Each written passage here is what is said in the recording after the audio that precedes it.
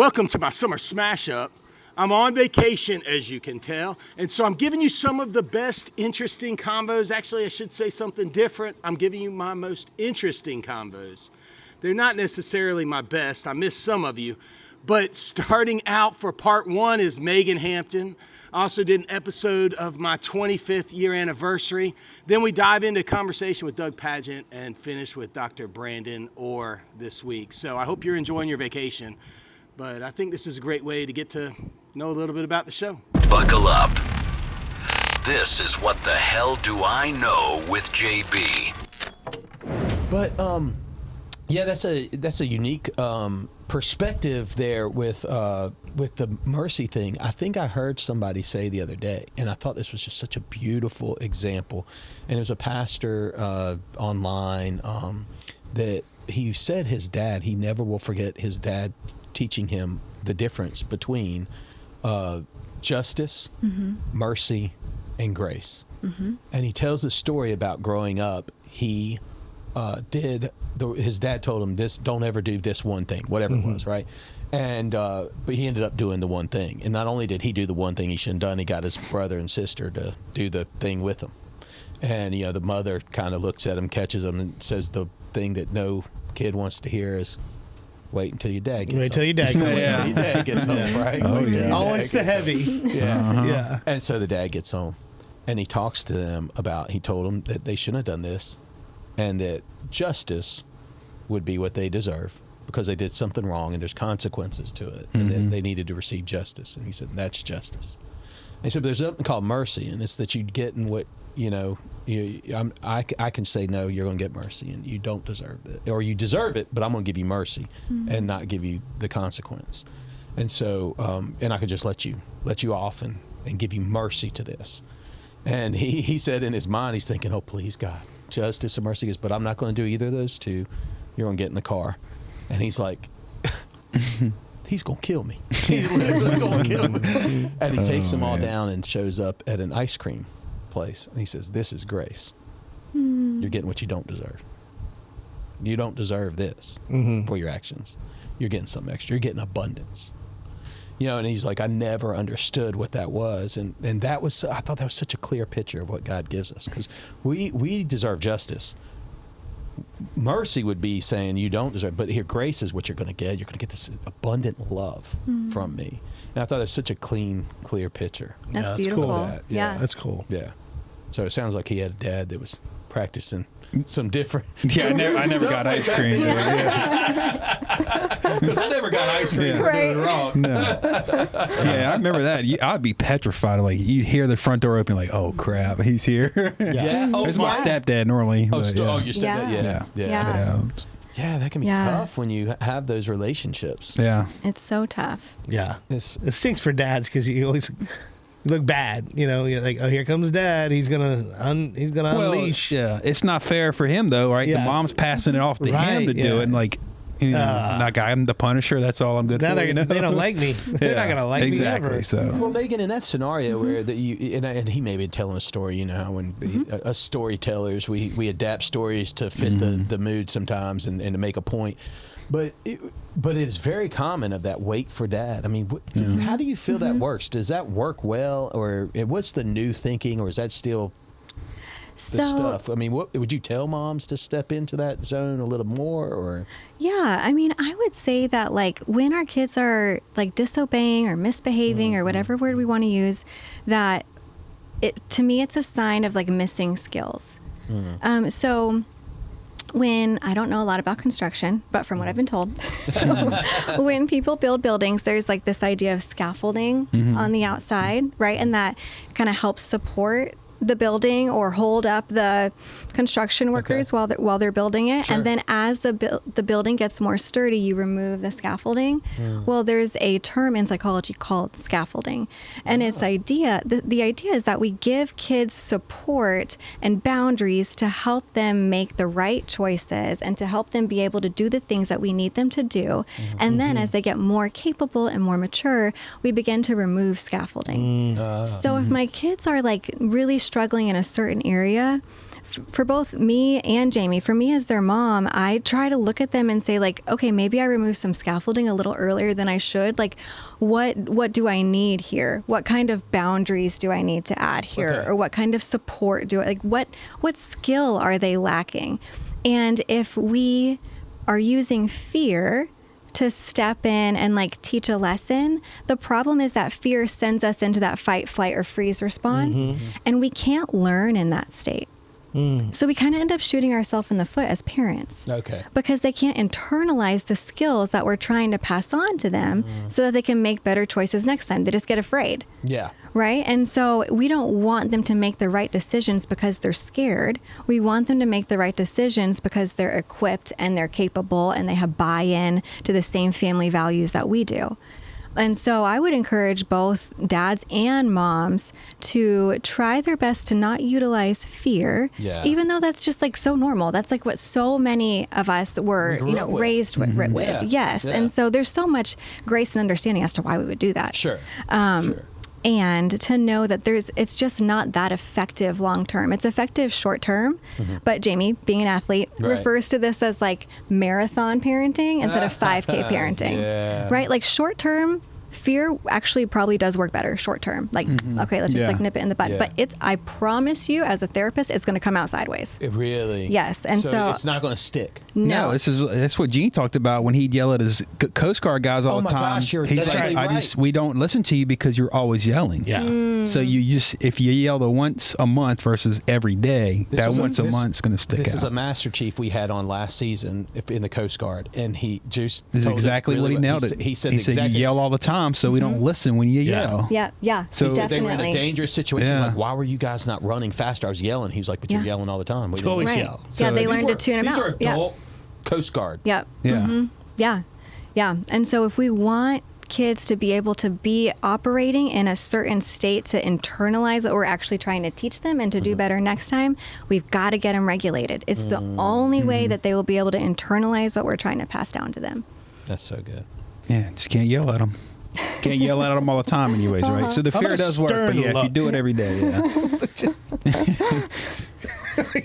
Right, but if they're in the street, right, then it's like, okay, that makes sense, right? Yeah, Then they'll listen because they're like, yeah. oh my gosh, like mom never yelled. This happened. And we took a road trip here. Yeah. This happened on the way here. One of my sweet kids, my husband was buying Starbucks. I was at the car. One of my sweet kids was running out to me. I really don't yell. And I yelled. Right, because you want to preserve their life. I wanted to save them. okay for that, There yeah. was someone turning and it was like literally about to hit them. And they listened because I don't yell. yeah, exactly. That's really cool. That Let's makes keep a it- lot of sense. Make sure you support my boys here at Floors.com. We're in their studio right now. That's FLOOR. Double Z. Z.com, baby. Floors.com. They will take care of all your remodeling and new build needs. Floors.com.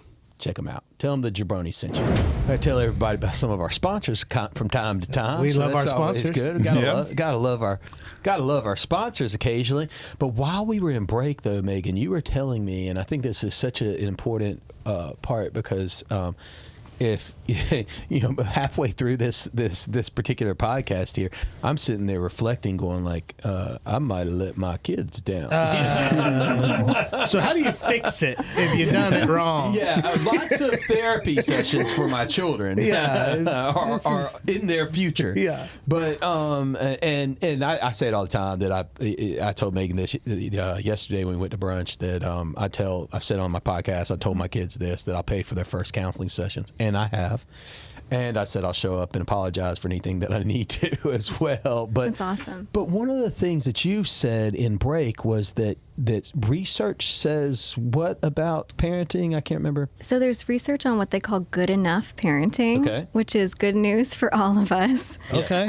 There's a little bit of like some variables, but it's about this idea of getting parenting right around 40% of the time. Like we don't even have to get it right half That's the like time. an F minus. It's like, Yes. okay, I could do that. Yes. You Yes. passed. I'm locked in. Right. So any like Not honor recovering society, but you made perfectionist. it. Yes. So I think it's just great news that we're just trying to attune to our kids as often as we can. We don't need to get it perfect, and honestly, it wouldn't serve them to get it perfect because if you have this like perfect parent, that's your model as to like what you should look like in your life, I think it's a lot more favorable for kids to be able to see their parents fail and repair well and apologize and say, this is something that I'm working on and I'm so sorry, I'm going to try to do better next time. I think that is so much better for kids to see than like parents just trying to like white knuckle it and keep it together all the time. So I got to tell you about my friends over at True North Pest Control. True North Pest Control, they take care of all them critters. You got palmetto bugs, they take care of them.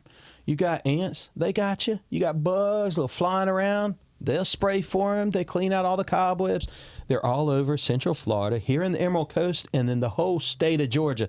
Check them out, TrueNorthPestControl.com. They are your pest control superheroes. 25 years of marriage, when did I realize it's not about happiness?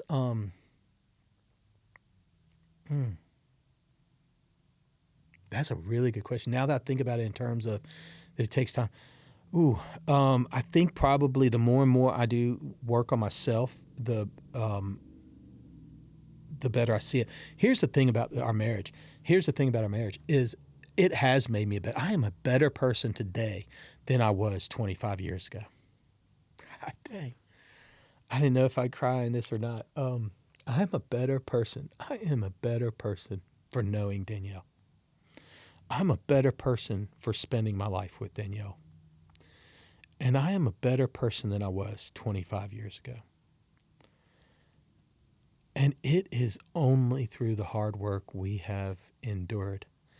And it is from taking mirrors and putting them on ourselves. It is from looking at our children and seeing that I want better for them. It is guys, Jackson, Isabella, Sophia, you have made me.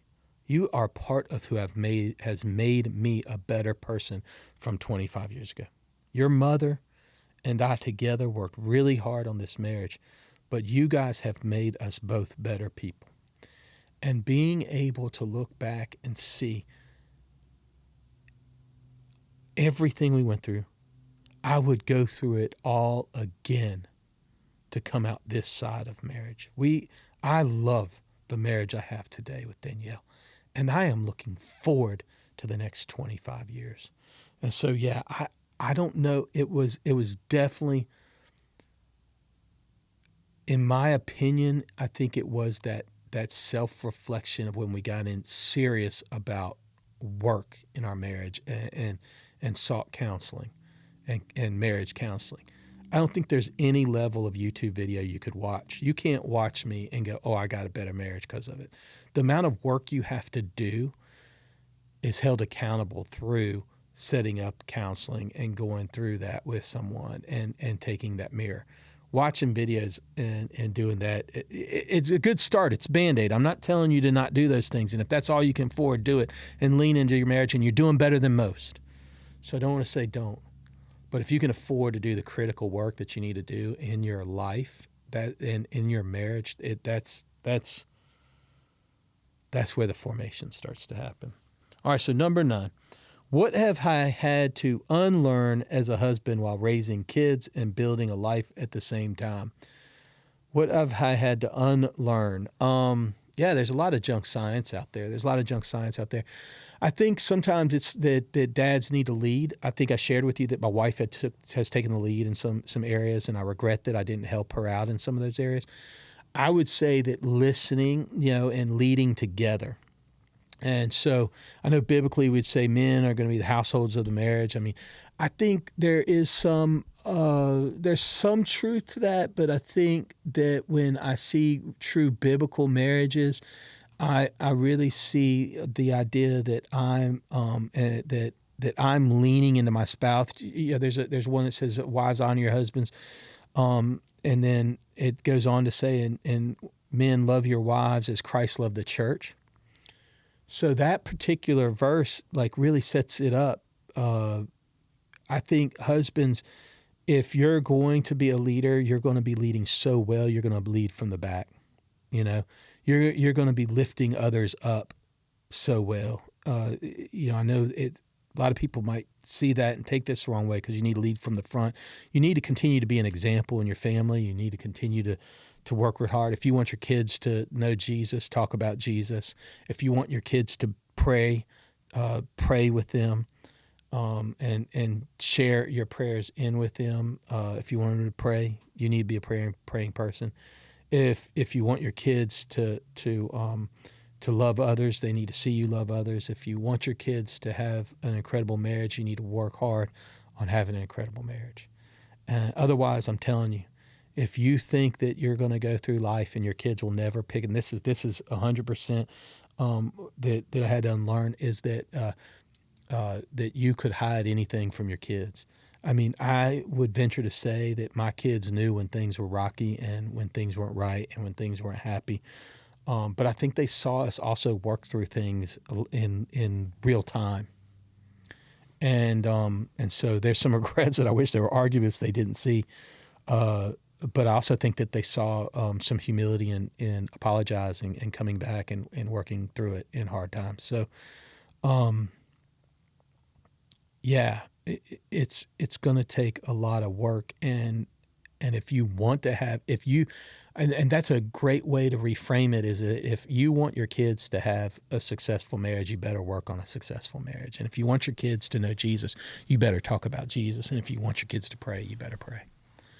And those are things that I think I didn't really realize that they're always watching until,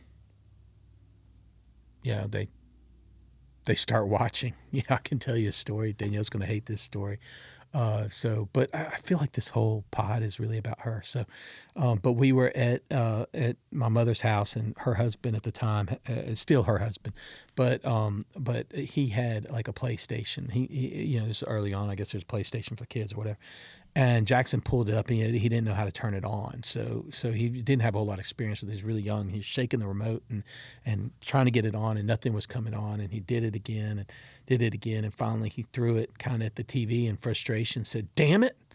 And I remember going like, Danielle, because y'all know I don't traditionally cuss a ton. It's not that I don't cuss or won't cuss. I don't use the vocabulary. But I remember I looked at Danielle. I said, "Danielle, he's picked that up from you." I threw her straight under the bus. And of course, I don't, he could have picked it up from me. I picked it up from TV. He did use it appropriately, though. So I appreciated him using it appropriately. But kids, those things pop up and they're always watching. But we think about they're always watching in these small behaviors.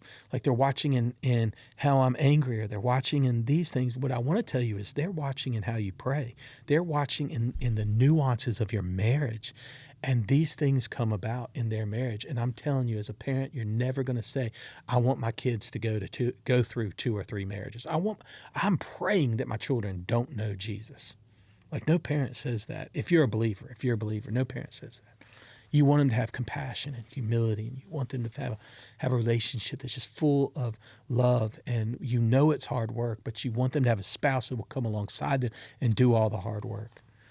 And so, but you have to model it if you want it to be, and it'll make it so much easier for them. Not that your kids can't have a great marriage coming outside of bad ones, but it just takes even more work. And unfortunately, there'll be some pain along the way.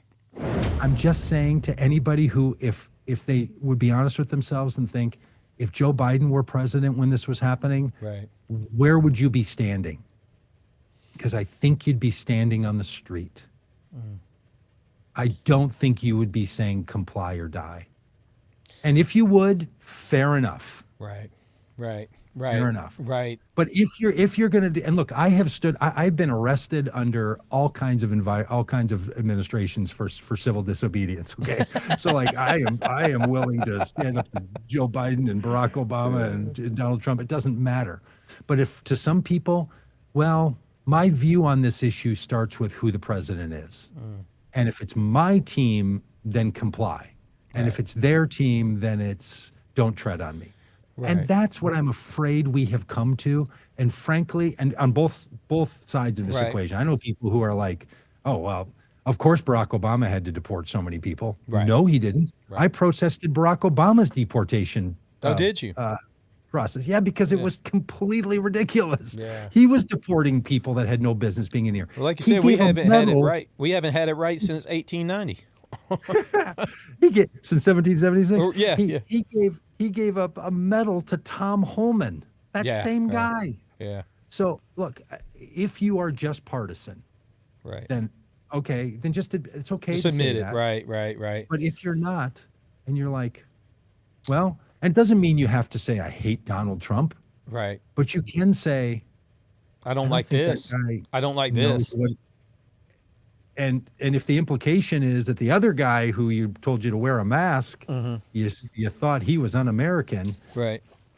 I don't know, maybe like break your allegiance and to look to all of us, no matter where we are in the political situation, because a lot of people don't like either of them. I Right. mean, most people I know, they're like, I hate Donald Trump and I hate Joe Biden. I hate all you. I hate all those people. They don't care. They don't want any of these clowns in their eyes doing it. And I think there's a definitive difference between administrations, and so do they. So that's our political debate. We should Right. have that till the end of time. And Agreed. just like in Christianity, we need to have diversity. In our politics, we need to have diversity. Sure. If everyone thought the way I did, this would be a very bad world. Right. That's a It honest. wouldn't even be good That's a for fair me and if honest everybody opinion. thought the way I did. This is ridiculous. Right. But that's not the same thing as you can't speak up against the administration. Yeah. I But think this it doesn't have to administration be has opened political, up right? criminal investigations into our mayor and our governor, and not investigations into the agents that fired weapons into two people in our city. That's bizarre. I agree with that, and Explain that. I've never seen that before. Even when George Floyd, and you could go back to Aubrey down in Georgia. Aubrey, gosh, I hate I mean the names and the Black Lives Matter, and during those times, and prior to that, I mean the list is so deep and so long. And I will say it seems like I've seen less of that list, since BLM. I'm not saying police brutality hasn't happened. I'm not saying there aren't pockets of it. And I promise you to my black and brown friends that deal with this every day, I promise you I'm not saying that because as a white guy, I almost shouldn't even be talking about it. But it seems in my eyes that I've seen less of that sort of brutality happening. But they still would say we're going to do an investigation. They may get off, but investigations started to happen. And like I said, this just this doesn't feel political to me. This feels like mental jujitsu sometimes, if you're going to excuse it away as an American. This does feel hard. I don't feel like this is a mental issue, a political issue. I agree with you. I think we need diversity, and I think we can argue these things on a side. But I think as a Christian, we are called to say, what is going on? We should be called to say, is there truth? We should be called to say, lean into, again, people who mourn, lean into it. Why? Question it. Be eager about it. How can we find, because might doesn't mean right, We got to figure that out. We're called to be different, and so we should question it out. There's a poet who said it's something like this, that ultimately our human call is to walk each other home safely at night. Like what we're doing here is helping each other make it and to make it home. Yeah. And if we have that view rather than, you get it more than I do, I'm guessing, but the number of people who want to comment on what an effing this and that I am on the internet and how stupid I am. Just the vitriol is just unbelievable. Like really, you don't even know me well enough to know what a moron I am. I'm way more of a moron than you could ever know. Don't even begin to tell me you figured me out in one Instagram reel. Right. But the kind of animosity that exists among people, and I don't know about your Facebook feed, but man, in mine, I put up a couple videos today that'll have, I don't know, 50,000, 100,000 views or something like that. So a bunch of comments. Almost all of them, the comments that are anti-immigrant and anti-me and anti-whatever, nearly always, when I look at them and block them, They're either a bot Oh, it's going to say that. I literally was going to say that. I wonder how many or are a bots. white guy. Yeah. And even the bots are masquerading as a white guy. Mm. And as two middle-aged and upward white Yeah. guys, Right. Right. like we got, hey brothers, Yeah. let's rein each other Let's in rein each because other in. this Yeah. is ridiculous. Like literally, snowflakes, man up a little bit here. I know. And the level to which it's, the The vitriol needs the to calm vitriol down. against As, each other. as a Christian, we have got to remember that a soft answer turneth away wrath. We've got to Yes. remember that we should speak truth, but in love. And so if you feel a way, that's the way we should answer. What is right, what is just, what is good. Like these are the things, the fruits of the Spirit are love, joy, peace, patience, kindness, goodness, gentleness, and self-control. So that is what should be coming out. The fruits of me, that could probably be some vitriol, when I let it go and get it wrong. But the fruits of the Spirit are different. Yeah, for sure. Yeah, and look, if speaking in love, it can come out in a lot of ways. Some people are excitable. Some people let me talk a lot. Some Sure. people can get real loud. Sure. But if you know that you're speaking to someone and you actually love them or don't hate them, then be you. Yeah. But no matter how you're saying it, if you pretty much have enmity in your heart toward that person, Yeah. don't say it, no matter how you're saying it or how you're posturing it. Yeah. Truly check yourself. And you're the only one who knows if you just think someone is an effing moron and you Right. just want that, I could pull up a couple of clips here of what people have said. Nobody's ever. It doesn't hurt my feelings. Yeah. I'm just like, what Why? in the world are you doing scrolling Facebook and ending up on my feed and so angry? And if you hate me this much, are you sure you don't hate these immigrants? I mean, Yeah. Like what is going on? Why are you there saying that? And sometimes, but we get it. It is very interesting. And I've had this in business. I've had it certainly on social on my own page. But when people can say it through an email, people can say it through a text, people can say it on social media. But getting in face to face, not that I'm like, last time I was in a fight, I was in, middle school.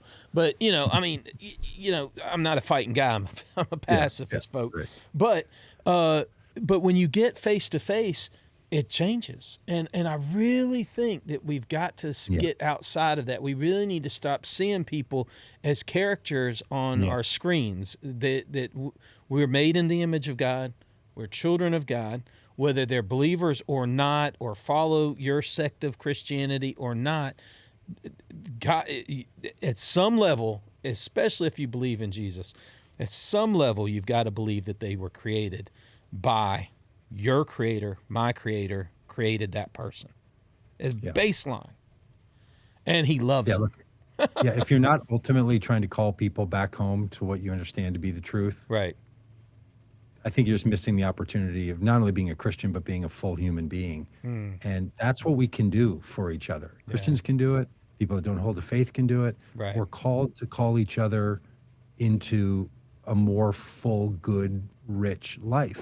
Yeah, I wish. So I wanted to see if you could speak to this, because you were in the wrestling community. You're director of I was director of sports psychology for the University of Missouri. University of Wrestling. Missouri. Director of sports psychology for the University of Missouri. My brother coaches. I was wondering coming up, dude. Coaches at the Union Grove High School. A couple years ago, they were the state champions for wrestling. Okay. And he's like assistant coach. So he's got a guy, his coach, the main head coach is a guy that coached him in high school as well. And so Nathan became like kind of a lay coach. He's been on our show a couple of times. He was a state champion wrestler at Georgia as well himself in high school. Went in the Marine Corps. But so now his sons, my nephew is 11th grade on the high school team. Their team's a little young right now, so they lost some of the senior leadership. They're going into the season. That this episode will come out, they'll be in the heat of their season. Okay. And so if you had a chance to speak to these young men about wrestling and the mindset they need to take to the mat, what would you say to? Again, the coach that's coaches, he's like a Hall of Fame coach for the state of Georgia too. He just got in the Hall of Fame. So they got a great team, great coaches, but they're young team. What would you say to their mindset when they step onto the mat? I would show them a video, 90-second video, of a cheetah hunting a gazelle. And you watch the gazelle just making a number of S-turns, trying to get away from the cheetah. And you see the cheetah tracking and competitively trying to hunt down. And I would let that be the analogy for a wrestling match. That at some point, you're the gazelle. And if you let your foot off the gas, even 1 second, that is enough for a 3-point takedown. Yeah. Just 1 second. And I have seen this, I can't tell you how many times. I have a library of experiences where I watched a guy take his foot off the gas for a second. And he gave up a takedown. Or I won't go. Don't ever take the foot off the gas. That's the first piece, right? Yeah. If you are the gazelle, if you let up for a second, you've become dinner. Yeah. Now you are the cheetah. Yeah. What are you willing to expend in order to get your meal? Because it is not always that the gazelle is just going to stop and lay down and let you eat it. You're going to have to spend some energy. This is the world that you're going to have to counter. Yeah. You're going to have to go on it. And back to that intersectional interplay. Like everybody's aerobic capacity is different. And everybody's anaerobic capacity is different. And everybody's grip strength is different. And everybody's psychological composition is different. So that element of cheetah and gazelle, that story, is a completely unique signature for you, me, you, and you. It's different for everybody. And you have to understand what is your constraint. That when my heart rate gets elevated, my brain has a very strong tendency to tell me to let off the gas. Yeah. Right? Yeah. Or you're a high drive guy and you sense the blood in the water. And so your tendency in that situation is to push and you walk yourself into defeat. So the composure has this kind of dual head to it. I love that word, composure. Yep. So that's the kind of analogy that I would use as the backdrop for understanding when you step into that circle. At certain times you're going to be the cheetah. At certain times you're going to be the gazelle. And at the end of the day, your mind will quit before your body will. That's awesome, man. That's such good advice. The rate limiting factor is your mind, especially as a high school wrestler. That's such good. The rate, say that again. The rate limiting factor as a high school, especially as a high school wrestler, is your mind. Very good. And your ability to live in that discomfort and maintain your process orientation and your commitment to process amidst the highest degrees of discomfort that sport can produce. That's awesome, man. That's amazing.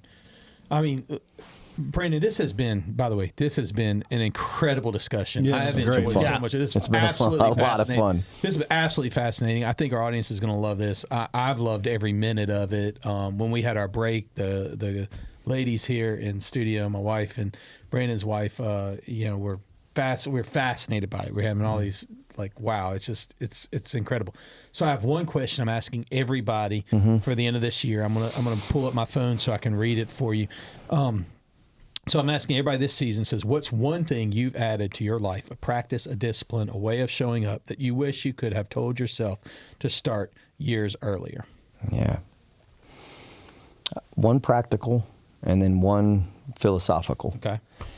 The practical is taking inventory of your values, committed action. I wish that I would have fallen upon that framework and that construct way earlier in my career. And that's probably a bit of a problem for me, that as I think about that question and I reflected on this question, I thought about it in a professional realm. That was a point of accountability for me. Yeah. But nonetheless, the answer that I have is within my career, I wish that I would have known that construct way earlier. Yeah. So what I do every quarter is for a week, every single day, down to the minute, I log my actions. And at the end of that week, I then go usually to Causeway, and I tell Arlen, like, hey, can I have the boardroom? I make my payment that I need to make to be in the boardroom, and I just whiteboard this entire inventory map. Here are all of my actions, okay? And then I have my 5 core values that I try to live by every single day, down to the granular detail of how I park my truck. If I park my truck crooked, I don't even care if I'm late. I will make myself more late because I refuse to leave that truck parked crooked, because one of my core values is excellence. So if I forsake that in how I park my truck, I have now induced myself towards mediocrity. What are the limits of that? Right? We don't get to pick and choose that. That's disposition by habituation. I'm habituating myself towards mediocrity by allowing myself to park the truck crooked. You're only doing yourself a disservice based on the goal you set. That's it. Yeah. Right? So I put up all of the actions. And then I have my 5 core values, and I just start mapping. And I start taking a look at how much truly do my values influence my action. There's a caveat here that I've started to learn about myself. They have a thing called the Hawthorne effect. It is that if I was measuring you guys in moral function, and you knew I was measuring you in moral function, or I tried to set this in such a way that I don't tell you that I'm measuring moral function, but you intuitively figure it out as I'm asking the questions on the questionnaire. You're like, this is about moral function. You want to present yourself in a light that is of a higher degree of moral function, and you answer accordingly. So here's where it gets tricky for me. If I am just brain dumped on a Sunday and I'm burnt out and it has been a high op tempo and I know I'm on the lower end of my energy reserves, one way for me to recover is to just get on Instagram and just start looking at stuff and just let it reel, right? That's a way for me to turn off my brain, to get outside of this thing that is constantly running and just brain dump. But when I know that I'm going to have that values inventory coming up. You used to call it the boob tube, right? Then I'm prone to not do that because I know it's going to be on the board and I know it doesn't index over to my values. So you're thinking ahead of it. I gotta go. I gotta put myself on this board, and I don't want to do that. So I sit there and I say, would this genuinely be refreshing for me? Yes, it would, because there's some beautiful information on. Everybody's got to turn the brain off from time to time. And so I do genuinely enjoy it, and so I allow myself to do that and not bias that presentation. But that act, I started that in 2016. I started that, and I've been doing it every quarter. Wow. Every year since. Wow. And it is a tremendous reinforcement of A, why those are my values, B, how fragile I am as a human, that I know these are my values. This is what I publicly ascribe to. Right. And lo and behold, on this day that I'm doing a quarter inventory, I parked my truck crooked and said, I don't care. Right? You know what I mean? Or it goes again to the granular detail. It's you throw the paper towel towards the trash can and it falls on the ground. But you're with somebody. Like, I've got somebody in my office waiting. Do I stop and pick that up? Or do I not? Well, now, because I've been doing this, it's so ingrained in me that is a mechanism of the manifestation of the expression of excellence and the disposition to, by habituation, towards excellence. So I stop and I pick it up and I put it back in the trash can.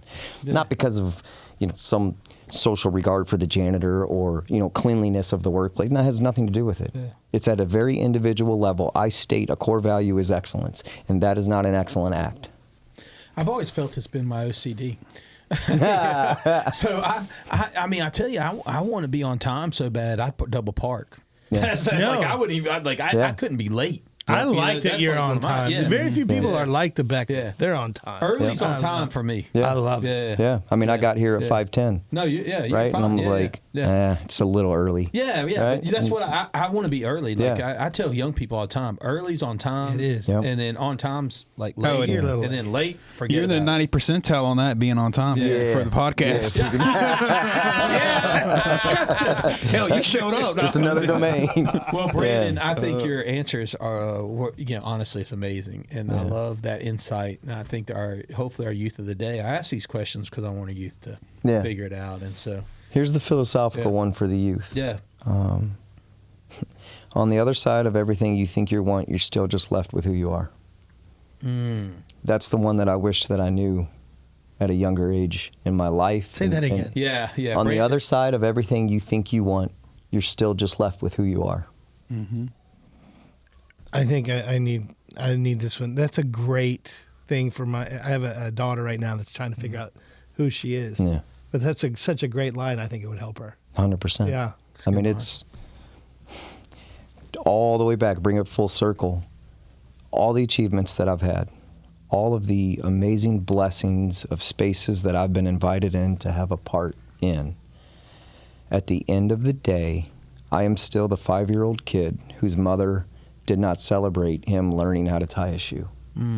Yeah. I remember that vividly. Yeah, you did. She just didn't care.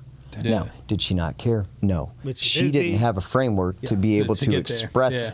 the emotional responsibility. And that's grace.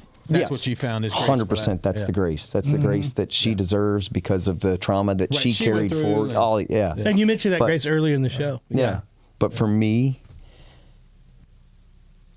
it would have absolutely changed, not necessarily outcomes. I think that I am one of the best at what I do, so the outcomes that I have been able to be a part of still would have come. Yeah. But the internal mechanism and the internal climate behind them, they would have changed. Yeah. That's the part that would have been different. If you would, the why behind the how. This has been amazing. Thank you so much, Brandon. Thank you, guys. for coming. Yeah, I this has really been Thank you, so Brandon. fun. appreciate it. I mean, Yeah. listen, you guys got to check. Hopefully, if this message hits you at all, gosh, like, subscribe, share. I say this all the time. The easiest thing you can do for us, a free thing you can do for us, is just subscribe to this show. If you like the content we're building, the content we're putting out there, subscribe to the show. We hope that we're putting good out in the world because we feel it's good to put good out in the world.